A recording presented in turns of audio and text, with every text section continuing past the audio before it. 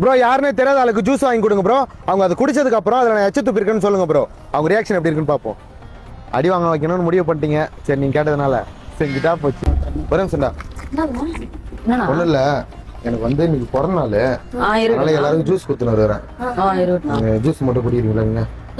நீங்க யாருன்னே தெரியாது, நான் எப்படி ஜூஸ் வாங்கிட்டு இந்த அவமானம் உனக்கு தேவையா? வாங்கி குடிங்களா?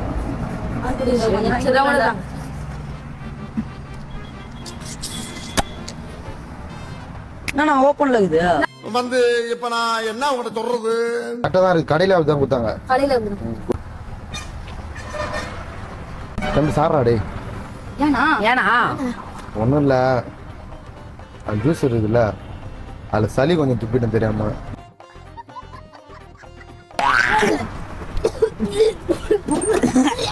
தெரியாம துப்பிட்டேன். என்னடா தெரியாம துப்பிட்டு சளி குடும்ப வருஷம் தெரியாதா உங்களுக்கு? பர்த்டேன்னு சொல்லிட்டு பிறந்த நாள் மாதிரி சொல்றீங்க.